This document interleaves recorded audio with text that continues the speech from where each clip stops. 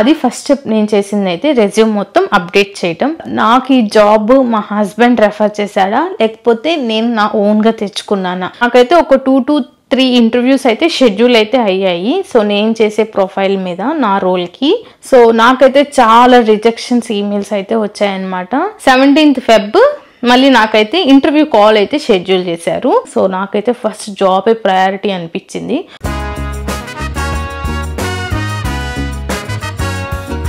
Hello అందరికి, welcome back to our channel ప్రభావరం UK vlogs. ఎలా ఉన్నారు అందరూ? సో ఈ రోజు ఈ వీడియోలో అయితే నేను నాకు యూకేలో జాబ్ ఎలా వచ్చింది, జాబ్ ఎప్పుడు వచ్చింది అండ్ జాబ్స్ ఎలా అప్లై చేశాను యూకేలో, నాకు ఈ జాబ్ మా హస్బెండ్ రెఫర్ చేశాడా లేకపోతే నేను నా ఓన్గా తెచ్చుకున్నానా, ఇలా ఎన్నో విషయాలు అయితే ఈ వీడియోలో మాట్లాడుకుందాము. సో యూకేలో ఉంటూ మీరు కూడా జాబ్ తెచ్చుకోవాలి అనుకుంటే ఈ వీడియో అయితే మీకు యూజ్ అవుతుంది అనమాట. So let's get in to the video. నేనైతే యూకేకి ఏప్రిల్ 2022 లాస్ట్ వీక్లో అయితే వచ్చాను అనమాట. నాకు అప్పుడే మ్యారేజ్ అయింది. సో మ్యారేజ్ తర్వాత అయితే మేము యూకేకి అయితే వచ్చాము. సో యూకే వచ్చిన తర్వాత మేమైతే హోటల్లో స్టే చేసామన్నమాట. ఒక 1 month వరకు అయితే స్టే చేయాల్సి వచ్చింది. ఏప్రిల్ లాస్ట్ వీక్ నుంచి మే లాస్ట్ వీక్ వరకు హోటల్లోనే ఉన్నాము. ఆ టైంలో నా దగ్గర ల్యాప్టాప్ కూడా లేదు. నేనైతే హోటల్లో ఉన్నప్పుడు ఎటువంటి జాబ్ సర్చ్ అయితే చేయలేకపోయాను. హోటల్లో ఎందుకు ఉండాల్సి వచ్చిందంటే మాకు వచ్చిన వెంటనే హౌస్ అయితే దొరకలేదు అనమాట. సో హోటల్లో ఉంటూ మేమైతే హౌస్ అయితే సర్చ్ చేసుకున్నాము. ప్రభ అయితే నాకు మే 2nd week or 3rd week లో ల్యాప్టాప్ అయితే తీసిచ్చాడు అనమాట. హోటల్లో ఉండంగానే మే ఎండింగ్ కి మాకైతే హౌస్ అయితే దొరికింది అనమాట. సో మేమైతే హౌస్ కి షిఫ్ట్ అయిపోయాము. హౌస్ కి షిఫ్ట్ అయిన ఫ్యూ డేస్ కి నాకైతే హెల్త్ ఇష్యూస్ వచ్చాయి. క్లైమేట్ చేంజ్ అవడం వల్ల ఇష్యూస్ రావడం వల్ల ఒక 10 days బెడ్ రెస్ట్ అయితే తీసుకోవాల్సి వచ్చింది ఫీవర్ వల్ల. నా హెల్త్ కొంచెం సెట్ అయింది అని అనిపించినప్పుడు ఫస్ట్ అయితే నా రెజ్యూమ్ అయితే అప్డేట్ చేసేసాను. ప్రీవియస్ గా నేను ఇండియాలో ఉన్నప్పుడు MNCలో అయితే వర్క్ చేశాను అనమాట. ఆ ఎక్స్పీరియన్స్ అండ్ దాంతోపాటుగా నా టెక్నికల్ స్కిల్స్ అవంతా రెజ్యూమ్లో అయితే నేను నీట్గా మెన్షన్ చేశాను. ఇండియాలో రెజ్యూమ్ ఫార్మేట్, యూకేలో రెజ్యూమ్ ఫార్మేట్ కూడా కంప్లీట్గా చేంజ్ చేసేసాను. దాని తర్వాత సెకండ్ స్టెప్ వచ్చేసి యూకేలో మనకు చాలా పోర్టల్స్ అయితే ఉంటాయి జాబ్ సర్చ్ చేయడానికి. ఇండియాలో ఎలా ఉంటాయో సేమ్ అలానే అనమాట. బట్ ఇక్కడ కొన్ని డిఫరెంట్గా ఉంటాయి. మెయిన్గా నేను ఎక్కువ యూజ్ చేసింది లింక్డ్ఇన్, అలానే గూగుల్ జాబ్స్ కూడా ఉంటాయి. సో మనకు కావాల్సిన రోల్ సెర్చ్ చేస్తే జాబ్ పోర్టల్స్ వస్తాయి ఓపెనింగ్స్ తో. సెకండ్ స్టెప్ వచ్చేసి నేనైతే నా లింక్డ్ఇన్ ప్రొఫైల్ మొత్తం అప్డేట్ చేసుకున్నాను. సో ప్రీవియస్ గా నా లింక్డ్ఇన్ ప్రొఫైల్ అన్ని స్కిల్స్ పెట్టలేదు అనమాట. బట్ యూకే వచ్చిన తర్వాత మొత్తం నీట్ గా 1 by 1 అన్ని స్కిల్స్ అయితే లింక్డ్ఇన్ లో అయితే నేను అప్డేట్ చేసుకున్నాను. ఇంకా దాంతో పాటుగా మిగతా జాబ్ పోర్టల్స్లో కూడా అకౌంట్స్ క్రియేట్ చేసుకొని నా ప్రొఫైల్ని అయితే అప్డేట్ చేసుకోవడం జరిగింది. వన్స్ నా రెజ్యూమ్ అప్డేట్ అయిపోయిన తర్వాత అలానే పోర్టల్స్లో నా ప్రొఫైల్ అంతా అప్డేట్ చేసుకున్నాక నేనైతే ఇంకా జాబ్స్ అప్లై చేయడం అయితే స్టార్ట్ చేశాను జూన్లో. So June, July, August, September, October, so అలా నేను ప్రతి మంత్ సో నాకు ఎప్పుడు కుదిరితే అప్పుడు జాబ్స్ అయితే పోర్టల్స్లో అప్లై చేస్తూ ఉండేదాన్ని. సో నాకైతే చాలా రిజెక్షన్స్ ఈమెయిల్స్ అయితే వచ్చాయన్నమాట. టెక్నికల్గా మనం రిజెక్ట్ అవ్వాల్సిన అవసరమే లేదు, బట్ ఎక్స్పీరియన్స్గా కూడా మనల్ని అయితే రిజెక్ట్ చేస్తారు. దాంతోపాటుగా వీళ్ళకి SC క్లియరెన్స్ కూడా ఉండాలన్నమాట. నాకైతే అది లేదు. సో దానివల్ల కూడా నాకైతే ఫ్యూ జాబ్స్ అయితే రిజెక్ట్ అయ్యాయి అనమాట. నేను వచ్చింది రెసెషన్ టైంలో, అప్పటికి జాబ్స్ రావడం చాలా కష్టంగా ఉండేది. అప్లై చేయడం స్టార్ట్ చేసినప్పటి నుంచి ఒక 2 to 3 ఇంటర్వ్యూస్ అయితే షెడ్యూల్ అయ్యాయి. బట్ షెడ్యూల్ అయిన వెంటనే మనకైతే జాబ్ వచ్చేస్తుందని రూల్ అయితే లేదు కదా. సో నా సైడ్ నుంచి అయితే నేను ట్రై చేశాను అనమాట. నేను ఫేస్ చేసిన ప్రాబ్లం ఏంటంటే యూకేకి నేను ఫస్ట్ టైం రావడం వల్ల నాకైతే యూకే వాళ్ళ యాక్సెంట్ అర్థం చేసుకోవడం కొంచెం కష్టమైంది అనమాట. స్టార్టింగ్ లో ఫస్ట్ ఇంటర్వ్యూ కానీ సెకండ్ ఇంటర్వ్యూ కానీ చాలా వరకు నేను చాలా ట్రై చేసేదాన్ని వాళ్ళు నన్ను అడిగే క్వశ్చన్స్ అర్థం చేసుకోవటానికి. బట్ నన్ను నేను ఎప్పుడు బ్యాడ్ గా ఫీల్ అయ్యేదాన్ని కాదు. వాళ్ళు ఏదో అడుగుతున్నారు, నేను చెప్పలేకపోతున్నానే, నేను ఇంతేనా, నాకు ఇంకా అవ్వదా అనేది నేనైతే ఎప్పుడు ఫీల్ అవ్వలేదు అట్లాగా. ఎందుకంటే ఎవరికైనా అబ్రాడ్ వస్తే వీళ్ళ యాక్సెంట్ అర్థం చేసుకోవాలంటే టైం ప్రాసెస్ అనమాట. వచ్చిన వెంటనే జాబ్ వచ్చేయాలి, వచ్చిన వెంటనే వీళ్ళ యాక్సెంట్ అర్థం చేసుకోవాలి, ఎక్కువ హోప్స్ పెట్టుకోవద్దు. సో స్లోగా అర్థం చేసుకుంటూ వెళ్ళాలి. సో నేను కూడా అదే మైండ్ సెట్తో ఉన్నాను అనమాట.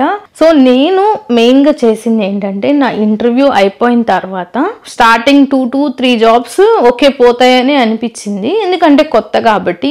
బట్ నేను ఆ టైంలో డిస్కరేజ్ అయిపోకుండా ఇంటర్వ్యూ అయిపోయిన వెంటనే నేనైతే వాళ్ళు నన్ను ఏమేమి క్వశ్చన్స్ అడిగారో అవన్నీ నోట్ అవుట్ చేసుకునేదాన్ని బుక్ లో, వెంటనే చేసుకునేదాన్ని అనమాట. మళ్ళీ గ్యాప్ ఇచ్చి 1 day 2 days అయితే మళ్ళీ మర్చిపోతాం వాళ్ళు అడిగిన క్వశ్చన్స్. సో నేను ఇంటర్వ్యూ అయిపోయిన వెంటనే వాళ్ళు ఎన్ని క్వశ్చన్స్ అయితే అడిగారో, నాకైతే ఏమేమి గుర్తున్నాయో అవన్నీ రాసుకునేదాన్ని. ప్రతి ఒక్క ఇంటర్వ్యూ అయిపోయిన తర్వాత నేను చేసిన ఫస్ట్ పని ఇదే అనమాట. క్వశ్చన్స్ అన్ని రాసుకునేదాన్ని, దాని తర్వాత వాటికి ఆన్సర్స్ అవన్నీ రాసుకునేదాన్ని అర్థమయ్యేటట్టు. అండ్ నెక్స్ట్ ఇంటర్వ్యూకి అటెండ్ అయ్యేటప్పుడు ఈ క్వశ్చన్స్ అన్ని చూసుకునేదాన్ని అనమాట. ప్రీవియస్ ఇంటర్వ్యూస్లో ఏమేమి అడిగారు అండ్ వాటికి ఆన్సర్స్ ఏంటి మొత్తం అంతా ఒకసారి చెక్ చేసుకునేదాన్ని ఇంటర్వ్యూ అటెండ్ అయ్యే ముందు. అలా నా జాబ్ సర్చ్ అయితే ఒక 3-4 months అప్లై చేయటం, ఇంటర్వ్యూ రేర్గా మంత్లీ వన్స్ అనుకుంటా అలా షెడ్యూల్ అయింది, అది రిజెక్ట్ అయింది అనమాట.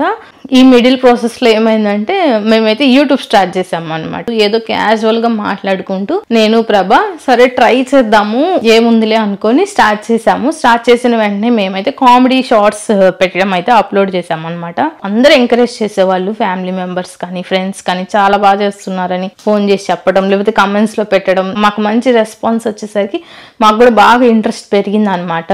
ఓకే కామెడీ షార్ట్స్ చేద్దాం ఫస్ట్ స్లోగా అనేసి కొన్ని రోజులు అయితే మేము కామెడీ షార్ట్స్ అయితే అప్లోడ్ చేయడం స్టార్ట్ చేసాం అనమాట. నాకు టైం కుదిరినప్పుడల్లా నేనైతే జాబ్స్ అప్లై చేస్తూ ఉండేదాన్ని పోర్టల్లో. సో కొన్ని రోజులకి నాకు ఓకే షార్ట్సే కాకుండా లాంగ్ వీడియోస్ కూడా అప్లోడ్ చేద్దామని అనిపించింది. సో జూలైలో అయితే నా బర్త్డేకి మేమైతే స్కాట్లాండ్ కి వెళ్ళాము. అక్కడ నేను వీడియోస్ షూట్ చేశాను. సో ఆ వీడియోస్ అన్ని అప్లోడ్ చేసి పెట్టాను యూట్యూబ్ లో. అలానే దాని తర్వాత కూడా మేము యూకేలో కొన్ని ప్లేసెస్ ఎక్స్ప్లోర్ చేయడం స్టార్ట్ చేసాం ఫ్రెండ్స్ తో కానీ, లేకపోతే మేమిద్దరం యాజ్ ఏ కపుల్ గా. సో అవన్నీ షూట్ చేస్తూ అవన్నీ ఎడిటింగ్ చేసుకుంటూ నేనైతే యూట్యూబ్ లో అయితే పోస్ట్ చేసేదాన్ని అనమాట.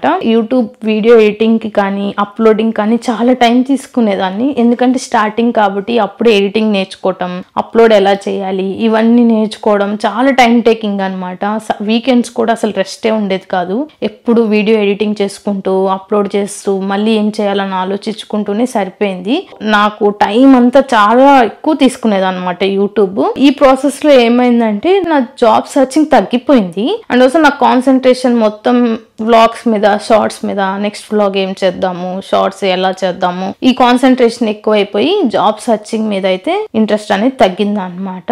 రెండు మేనేజ్ చేద్దాము, ఒక పక్క జాబ్ సర్చింగ్ చేసుకుంటూ ఇంకో పక్క యూట్యూబ్ రన్ చేద్దామని చాలా ట్రై చేశాను, బట్ అవ్వట్లేదు అనమాట.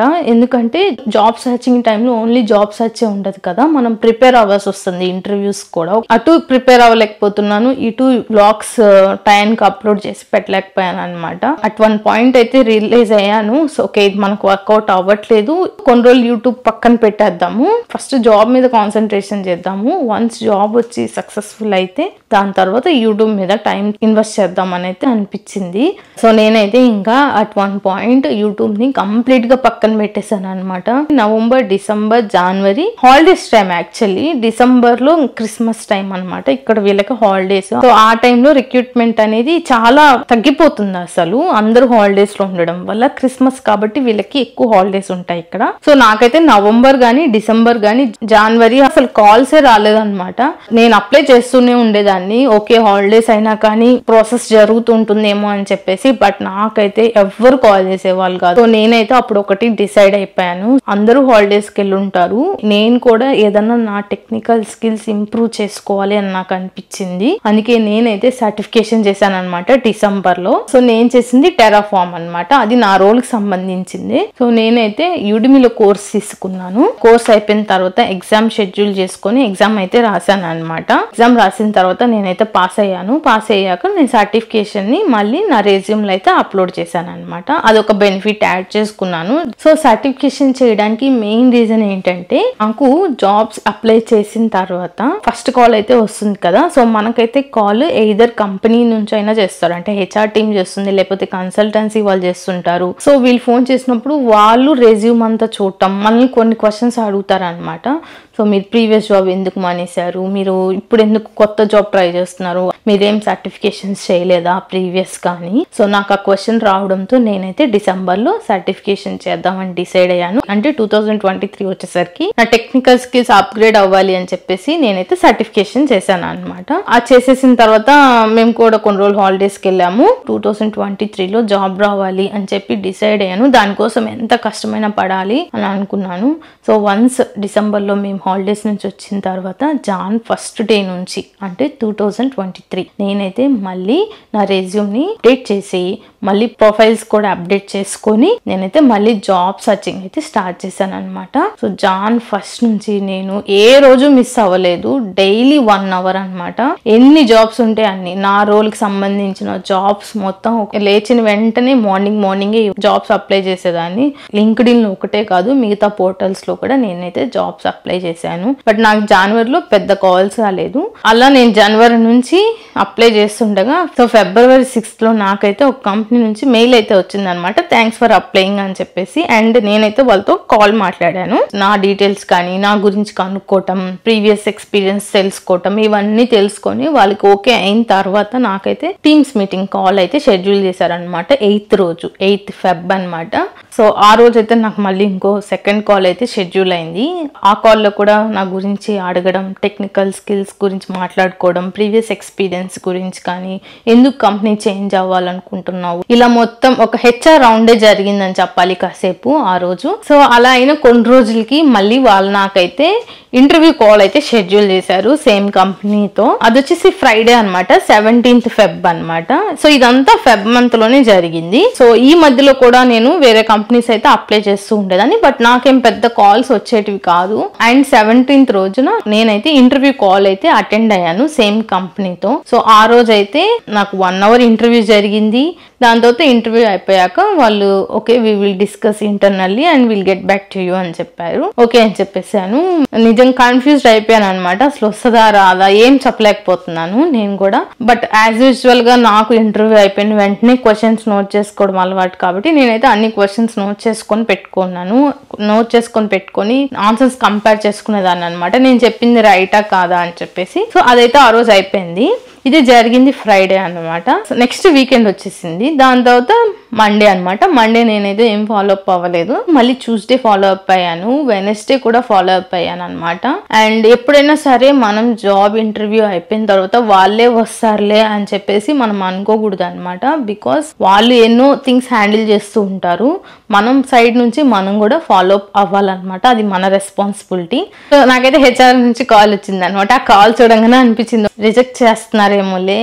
మెయిన్ ఇంకొకటి ఏంటంటే ఇప్పుడు మనకు ఏదైనా ఇంటర్వ్యూ కాల్ అయిపోయిన తర్వాత మనకు ఆ కంపెనీలో మనం నెక్స్ట్ రౌండ్స్ కి సక్సెస్ అయ్యామా ఫెయిల్ అయ్యామా అనేది వీళ్ళు ఎలా చేస్తారంటే కాల్ చేసి చెప్తారు అనమాట. మనకు కొన్ని కంపెనీస్ డైరెక్ట్ గా మెయిల్ డ్రాప్ చేస్తారు ప్రొసీడింగ్ విత్ అనదర్ క్యాండిడేట్ అని. బట్ కొందరు అయితే కాల్ చేసి సారీ వీఆర్ ప్రొసీడింగ్ అని చెప్తారనమాట. అలా నేను విన్న కాల్స్ ఎక్కువ యాక్చువల్లీ యూకే వచ్చిన తర్వాత. సో అలానే వీళ్ళు కూడా కాల్ చేశారేమోలే అనుకున్నాను. బట్ ఆ రోజు అయితే నాకు ఆ కాల్ అలా కాకుండా we are happy with your performance, మేము నీ పెర్ఫార్మెన్స్ హ్యాపీగా అయ్యాము అని సెలెక్టెడ్ అనే చెప్పారు. బట్ నాకు ఎటువంటి అఫీషియల్ గా మెయిల్స్ పంపించడం అలా ఏం చేయలేదు అనమాట.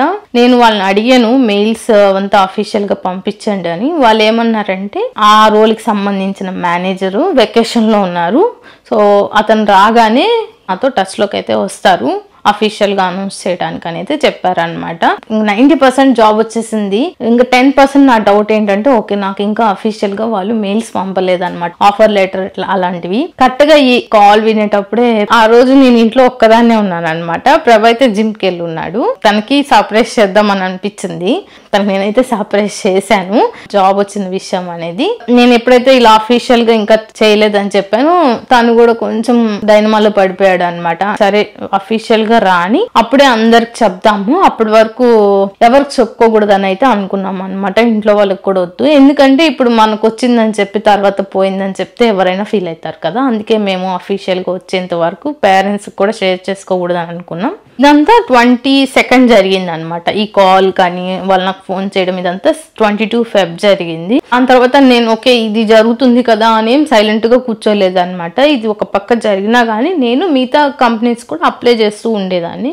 ఎందుకంటే జాయిన్ అయ్యేదా మనకు ఏం జరుగుతుందో తెలియదు అనమాట ఏ టైంలో. అదే రోజు నాకు మళ్ళీ వేరే కంపెనీ నుంచి అయితే మెయిల్ అయితే వచ్చిందనమాట.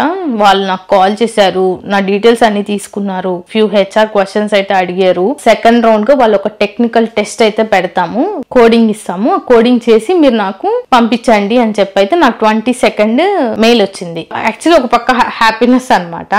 సరే ఇంకెందుకులే ఇవన్నీ, అది వస్తుందిలే అనే ఒక ధైర్యము. బట్ ఏంటి రాకపోతే అని చెప్పేసి ఇంకా ఆ రోజు కూడా నా కాన్సన్ట్రేషన్ అస్సలు లేదు. బట్ స్టిల్ ట్రై చేశాను ఆ టెక్నికల్ టెస్ట్ కంప్లీట్ చేయడానికి. కోడ్ అంతా రాసి వాళ్ళకి 23rd వెంటనే ఈమెయిల్ అయితే పంపించేశాను. లేట్ చేయకూడదు, లేట్ చేస్తే మళ్ళీ నాకే కదా ప్రాబ్లం అని చెప్పేసి నేను వాళ్ళకి కావాల్సిన కోడ్ అంతా రాసి వాళ్ళకైతే అవుట్పుట్ తో పాటు వాళ్ళకి రిటర్న్ అయితే పంపించాను అనమాట. వాళ్ళు మళ్ళీ టెస్ట్ చేసుకోవాలి కదా నేను రాసింది వాళ్ళకి అవుట్పుట్ ఎక్స్పెక్టెడ్ వస్తుందా లేదా అని చెప్పేసి. అండ్ 23 నేను వాళ్ళకి పంపించేసిన తర్వాత ఆ రోజు అయితే నేను చాలా రిలాక్స్ అయిపోయాను. ప్రభాక్ కూడా చెప్పుకున్నాను, ఈ రెండిట్లో ఏది వచ్చినా గానీ ఫుల్ హ్యాపీ, తొందరగా ఇంట్లో వాళ్ళకి కూడా చెప్పుకోవాలి ఈ విషయం అని చెప్పేసి. ఇది 22-23 Feb లో జరిగింది. అండ్ 24th మార్నింగ్ లేచిన వెంటనే జాబ్స్ అప్లై చేసేసిన తర్వాత బ్రేక్ఫాస్ట్ చేయడం, లంచ్ చేయడం ఇదే జరుగుతుంది. ప్రభా కూడా తన ఆఫీస్ వర్క్ లో తను కూర్చుంటాడు అనమాట 9 o'clock కి. ఆ రోజు యాక్చువల్లీ ఇదంతా జరగక ముందే మాకైతే ఇండియా నుంచి కాల్ వచ్చింది, అర్జెంట్ గా ఇండియాకి రమ్మని చెప్పేసి. న్యూస్ ఏంటంటే మా నాన్నమ్మ చనిపోయారు, మేమిద్దరమే ఉన్నాం ఇక్కడ. మాకు ఆ సిచ్యువేషన్ హ్యాండిల్ చేయడం చాలా కష్టం అయిపోయింది. మేమిద్దరం ఎంత ఏడ్చామంటే ఆ ఇల్లు చూసింది అనమాట మా ఏడుపుని. మమ్మల్ని మేము హ్యాండిల్ చేసుకోవడం చాలా కష్టమైంది. సడన్ గా వెళ్ళిపోవాల్సి వచ్చింది కాబట్టి మేము ఎప్పుడు వీకెండ్ వెళ్ళి అన్ని ఆ వీక్ కావాల్సినవన్నీ తెచ్చుకుంటాం అనమాట. ఆ వీక్ కావాల్సినవన్నీ తెచ్చుకొని ఫ్రిడ్జ్ లో పెట్టుకున్నాం. బట్ ఆ రోజు మాకు ఆ కాల్ రావడంతో ఇండియాకి టికెట్స్ అయితే బుక్ చేసుకున్నాం. అండ్ మా ఫ్రెండ్ ఇంటికి పిలిపించి సిచ్యువేషన్ ని చెప్పి మేము తెచ్చుకున్న కూరగాయలన్నీ వాళ్ళకి ఇచ్చి పంపించేసాం అనమాట, ఫ్రిడ్జ్ లో ఏం పెట్టకుండా. ఇండియాకి బుక్ అయిన వెంటనే రావడం కుదరదు కాదు కదా, అన్ని అక్కడ మనం చూసుకొని స్టార్ట్ అవ్వాలి, ఎటువంటి ఇబ్బంది లేకుండా. మళ్ళీ ఎప్పుడు వస్తామో కూడా తెలియదు ఈ సిచ్యువేషన్ నుంచి బయటపడి. సో ఇండియా అయితే వెళ్ళిపోయాం అనమాట. కొన్ని రోజులు రిచువల్స్ అన్ని సాగాయి అనమాట. ఒక పక్క సాడ్నెస్, ఇంకో పక్క వచ్చేసి అందరూ అడుగుతున్నారు అనమాట, నువ్వేం చేస్తున్నావు యూకేలో, ఏం చేస్తుంటావు, జాబ్ చేస్తున్నావా అని చెప్పేసి. సో ఆ టైంలో ఆ క్వశ్చన్స్ నేనైతే ఎక్స్పెక్ట్ చేయలేదు ఫస్ట్ థింగ్, బట్ స్టిల్ వచ్చాయన్నమాట. ఆ టైంలో కూడా ఆ క్వశ్చన్స్ నన్ను చాలా మంది అడిగేవాళ్ళు. నేనైతే ఎవరికి చెప్పుకోలేకపోయాను ఈ విషయాన్ని. నాకు ఇంటర్వ్యూ జరిగింది, వాళ్ళు నాకు టెలిఫోన్ లో కన్ఫర్మ్ చేశారు, వెయిట్ చేస్తున్నాను, నేను ఎవరికి చెప్పలేకపోయాను. ఎందుకంటే అది షేర్ చేసుకునే మూమెంట్ కాదని అనిపించింది. పైగా అఫీషియల్ గా కూడా నాకు రాలేదు కాబట్టి నేను చెప్పదలుచుకోలేదు అనమాట. ఎవరైనా నన్ను అడిగితే నేను జస్ట్ స్మైల్ ఇచ్చి లేదు నేను ఖాళీనే ఉంటున్నా అని చెప్పుకునేదాన్ని. నేనైతే కొంచెం ఫీల్ అయ్యాను అనమాట, అసలు ఈ టైంలో కూడా ఈ క్వశ్చన్స్ ఏంటి. ఇండియా వెళ్ళిన కొన్ని రోజులకి వాళ్ళకి నా స్టేటస్ అయితే అప్డేట్ చేశాను, ఇండియా వచ్చాము అండ్ ఇక్కడ సిగ్నల్స్ అవన్నీ సరిగా లేవు, మీరు నన్ను రీచ్ అవ్వాలి అనుకుంటే వయా మెయిల్సే రీచ్ అవ్వండి అని చెప్పి నేనైతే వాళ్ళకి క్లియర్ గా ఒక మెయిల్ అయితే పెట్టాను అనమాట. 27th Feb అయితే నేను వాళ్ళకి మెయిల్ చేశాను. అండ్ 3rd వాళ్ళే మళ్ళీ మేమైతే ఆఫర్ లెటర్ రిలీజ్ చేస్తాము అని చెప్పి అయితే నాకైతే మెయిల్ వచ్చింది అనమాట. అండ్ వాళ్ళు అదే మెయిల్ లో నాకైతే స్టార్ట్ డేట్ ఎప్పుడు స్టార్ట్ చేయాలనుకుంటున్నారు ఆ డేట్స్ కూడా కన్ఫర్మ్ చేయమని అయితే అడిగారు అనమాట. ఫుల్ హ్యాపీ యాక్చువల్లీ ఆ రోజు అయితే, అసలు జాబ్ వచ్చేసిందని. ఆఫర్ లెటర్ అయితే ఇంకా రిలీజ్ చేయలేదు, బట్ చేస్తామని చెప్పారు. అండ్ దాంతో పాటుగా నా స్టార్ట్ డేట్ అవన్నీ అడిగారు. ఆ రోజు ఫ్రైడే అనమాట. నేనైతే ఆ రోజు ప్రభా వాళ్ళ ఇంట్లోనే ఉన్నాను అనమాట. వాళ్ళతో అందరితో షేర్ చేసుకున్నాను, మా ఇంటికి కాల్ చేసి చెప్పుకున్నాము, మేమైతే ఇంట్లో వాళ్ళతో షేర్ చేసుకున్నాము ఆ రోజు. సో దాని తర్వాత నాకు మళ్ళీ 6th March ఆఫర్ లెటర్ అయితే రిలీజ్ చేశారు కంపెనీ నుంచి. అండ్ వాళ్ళు నన్ను స్టార్ట్ డేట్ అడిగినప్పుడు ఇండియాలో ఉన్నాం కాబట్టి అప్పుడు సో అంతా చూసుకొని 20th March జాయినింగ్ డేట్ అయితే ఇచ్చాను అనమాట. సో ఇదనమాట ప్రాసెస్, ఇదంతా జరిగింది. అలా నాకు యూకేలో జాబ్ అయితే వచ్చింది అనమాట. ఈ జాబ్ అయితే నాకు లింక్డ్ఇన్ త్రూ వచ్చింది. దీని తర్వాత చాలా ప్రాసెస్ జరిగింది, అదంతా నేను మీతో ముందు షేర్ చేసుకుంటాను నెక్స్ట్ వీడియోలో. అండ్ ఇప్పుడు మెయిన్ క్వశ్చన్ అనమాట, ఈ జాబ్ మీ హస్బెండ్ రెఫర్ చేశారా అని చెప్పేసి. సో నాకైతే మా హస్బెండ్ అయితే రెఫర్ చేయలేదు, ఇది నా ఓన్ గా నేను కష్టపడి తెచ్చుకున్న జాబ్ అనమాట. అప్పుడే అబ్రాడ్ రావడం, ఇక్కడ వీళ్ళకి కొంచెం సెట్ అవ్వటం, నా ఓన్ గా జాబ్ తెచ్చుకోవటం నాకైతే చాలా ప్రౌడ్ మూమెంట్ ఇదైతే. ఇప్పటికీ చాలా మంది అడుగుతూ ఉంటారు, మీ హస్బెండ్ రెఫర్ చేశారా, నువ్వు వర్క్ చేసేది మీ హస్బెండ్ కంపెనీలోనా అని చెప్పేసి. కాదు, నా హస్బెండ్ కంపెనీకి నాకు చాలా సపరేట్ అనమాట రెండు. సో నేను సజెస్ట్ చేసేది ఏంటంటే మీరు కూడా వచ్చిన వెంటనే హోప్స్ పెట్టుకోకుండా మీ సైడ్ నుంచి మీరు కూడా హార్డ్ వర్క్ చేసి దాని తర్వాత జాబ్ నైతే ఎక్స్పెక్ట్ చేయండి.